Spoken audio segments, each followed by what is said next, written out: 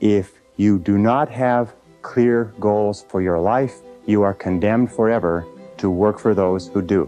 The first idea, the most important of all, the core of time management, the axle around which the wheel of life turns, is goals. What are your goals? What is it that you want to be or to have or to do? What is it that you want to accomplish in the next 1, 2, 3, 4, 5 years? The top 3% in every field have goals. The balance of the population have either very vague goals or no goals at all. So the question you have to ask yourself is, who am I? Where am I going? What do I want to accomplish? And there are 3 major areas of goals that you have to think about. The first is your personal and your family goals. These are the reasons why you're alive. What do you want to accomplish for yourself and for your family? Write them down, define them clearly. The second set of goals that you have to ask is your business, your career, your financial, your material goals. What is it that you want to accomplish in the external world? Where do you want to make your contribution? The third type of goals you have to ask about are your self-development goals. And in my estimation, your ability and your willingness and your tenaciousness in developing yourself is the key to accomplishing everything else. So here's 3 questions that you can ask. The first question is, what would you do? What would you set as a goal for yourself? What would you want to be or have if you just won $1 million in the lottery? What would you do if you just won $1 million? If you had all the time and money, you're completely free to decide to do anything you wanted. If you won $1 million, what would you do differently? Think about that. Hold that in your mind. The second question is, what would you do if you just learned today that you only had 6 months to live? What if you only had 6 months to live? What would you stop doing? What would you do more of? Who would you spend time with? Now, the answer to that question is very interesting because what it tells you is what you really value, what is really important to you. And what we have found is that self-esteem, satisfaction, happiness in life comes from getting your goals and your activities congruent with your values, with your priorities, with what you consider to be really important. Now, here's the third question.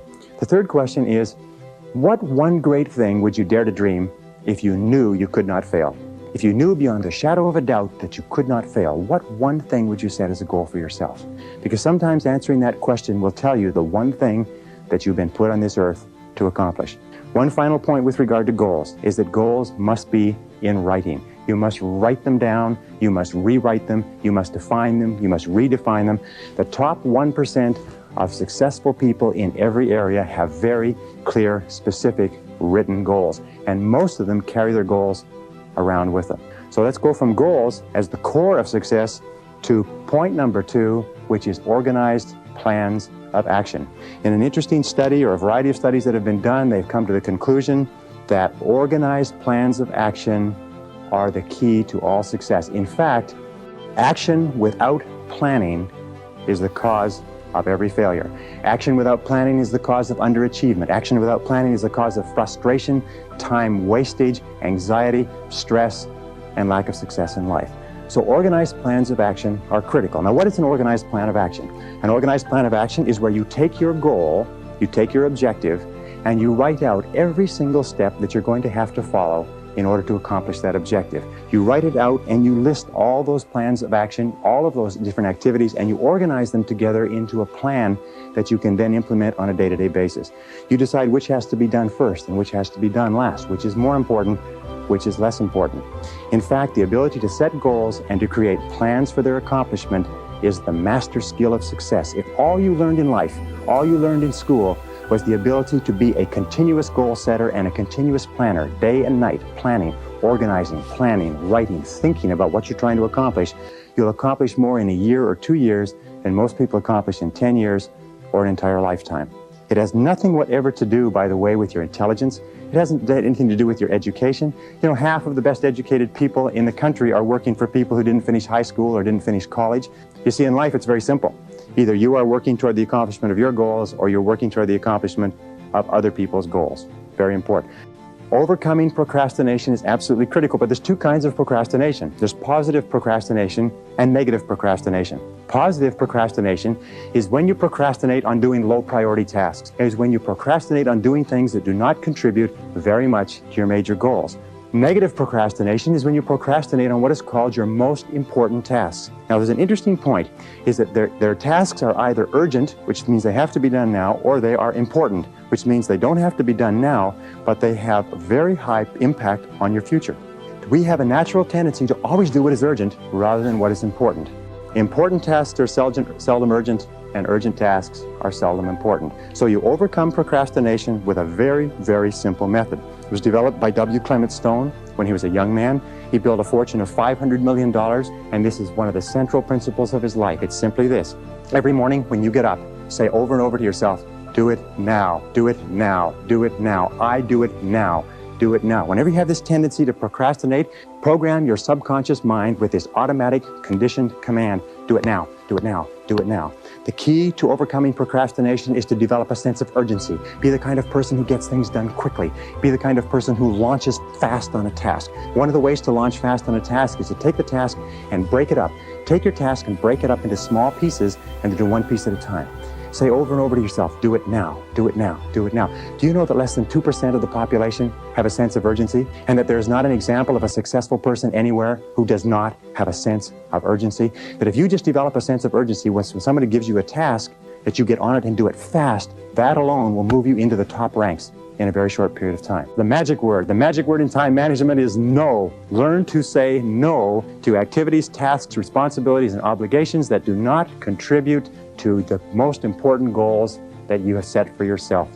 The word no is magic, and the place and the time to use the word no is early and often. It's like the wastebasket. Wastebasket is your best friend when you're sorting the mail. You know, the average person spends 8 months of their life sorting junk mail, reading through junk mail.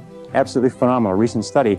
It's incredible how much of your life is taken up by people who ask you to do things and you do it because of a sense of obligation.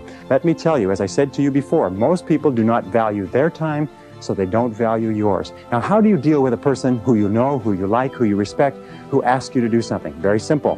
When they ask you to do something or work on a committee or take on a project, ask, especially if you have, and it's not if you're boss, but especially if you have control, is say, let me think about it and get back to you. There's an old saying that delay is the cruelest form of denial. If they press you for a decision, say, I cannot make a decision now, I have to think about it. And after you've thought about it for 24 hours, call them back and say, I've thought about it, I simply don't have the time. But thank you very much for thinking about me, and get on with the rest of your life. You know what Nancy Reagan says? Nancy Reagan says, just say no. Now, in time management, the word no is one of the most powerful of all words. It'll save you hours, weeks, months of working on projects that contribute nothing to your goals. It's interesting that there is what is called in the world of work a learning curve. A learning curve says this. It says when you do a job the first time, it takes you the most amount of time to do it because you're learning how. The second time it takes less. The third time it takes less. The fourth time it takes less. In fact, the learning curve theory says that you can decrease the amount of time by as much as 80% if you do the same job over and over again over a period of time. So batching your tasks is a major time management tool. What does it mean? It means that if you're going to make phone calls, make all your phone calls at once. Have your calls held, make them all at once. If you're going to do invoices, do all the invoices at once. If you're going to do correspondence, do all the correspondence at once.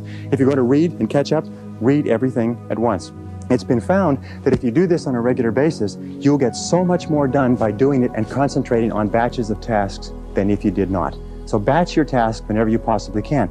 Imagine what most people do is they do a little bit of telephone call, a little bit of correspondence, a little bit of this, a little bit of that, and they have no learning curve at all. Each one takes the maximum amount of time. So batch your tasks. Put groups of tasks together at once and do them at once. Delegate. Delegate everything that you possibly can. Now, what does delegation mean? Delegation is very simple. What it means is this, is that whatever your hourly rate is, let us say your goal is to earn $50,000 a year. If you work 8 hours a day, that's $25 an hour. You got that? So you're a $25 an hour person. Now, the only way you can make $25 an hour is if you do $25 or more work. And the only way you can do $25 an hour or more work is if you take anything that can be done by anybody who earns less than you per hour, 20, 15, 10, 5, and so on, and delegate, outsource, have somebody else do it. The most valuable resource in the world today is productive time. And do not waste your productive time dropping off laundry, getting your car washed, mowing your lawn, cleaning your house.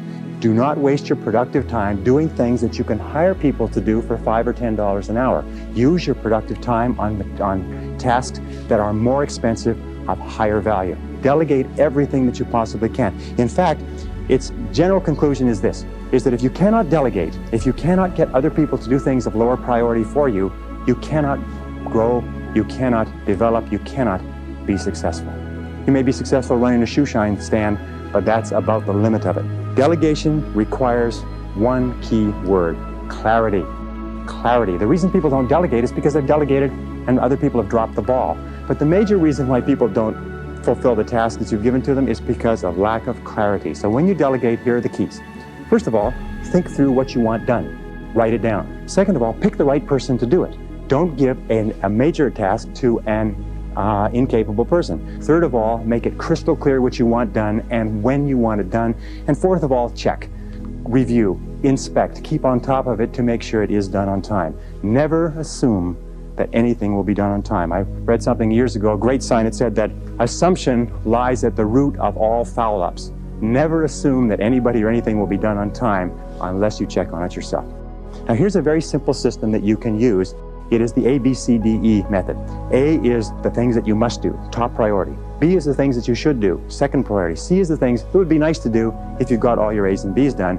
D stands for delegate, E stands for eliminate. So when you make a list, the first thing you do is you ABC all your list. A, what you must do, B, what you should do, C, what would be nice to do, and then delegate and eliminate the others. With goals, what you do is this: you make a list of all the things you'd like to accomplish in the next 1 to 5 years. And then you go down the list and write ABC. What you'd love to do, what you'd like to do, what's not that important. Then you take your A goals and you make A1, A2, A3. In other words, your most important, second most important, third most important.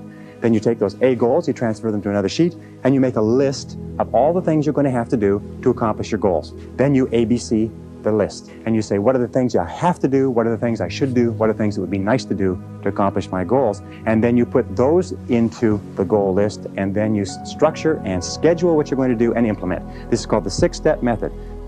Choose your goals, set priorities. Choose your activities, set priorities, schedule, and implement. If you just do that on a day-to-day basis, that alone can make you a great success in life. It's interesting, there are many people who have goals vague or clear. There are many people who do make plans, but the biggest single problem in human life is setting priorities, determining what is relevant and what is irrelevant. Now, the difference between highly effective people, as Pareto said, was that highly effective people work on the vital few versus the trivial many. The difference between the two is that ineffective people work on the trivial many. They work on things that are fun. They work on things that are easy. They work on little tasks, fun tasks, irrelevant tasks, but they keep putting off and delaying working on their major tasks. I'm convinced that if all you did was organize your life and only work on the most valuable use of your time, that alone would be enough to make you an effective, efficient person. That alone would be enough to increase your productivity, your performance, your profitability, your rewards by 10, 20, 30, 40, even 50%. So always before you begin, ask yourself, is this the most important thing I could be doing? Is this my top priority task? Does this give me the highest payoff? Is this the most valuable use of my time? Now here is one simple test with regard to value. Ask yourself, in approaching any task, is what impact will the accomplishment of this task have on my future? The futurity of decisions is the key to measuring the value. Most people spend as much as 80% of their time dealing with the problems and difficulties of the past, and only 20% dealing with the opportunities of the future. But successful people are always saying, what impact will this have on the future? So important tasks will always have an impact on the future. Unimportant tasks will only have an impact on the present and maybe even the past. So I say, what is the most valuable use of my time right now, and what impact will this have on tomorrow, the next day, and the future? It's one of the key ways to keep on track with regard to priorities. Now, if I could just summarize by saying 2 or 3 quick things. The essence of success in time management is goals. The key to goals is to write them down and to make organized plans for their accomplishment. The key to those organized plans is to set priorities and determine what is more important and what is less important, and always concentrate on the most valuable use of your time. The key to concentrate on the most valuable use of your time is to stay at the task until it's finished. Persevere without distraction or diversion. Keep at it. Hammer, hammer, hammer until your most important tasks are finished. And finally, develop that sense of urgency. Do it fast. Do it now. Fast tempo is essential to success. Fast tempo goes hand in hand with energy, with happiness, with enthusiasm, with self-esteem. So make crystal clear what you want to do, make crystal clear the steps, and start working on those steps and do something every day to move you toward the most important goals of your life. And if you do that, you will be an excellent time manager, an excellent personal manager, an excellent life manager. You will have a great life.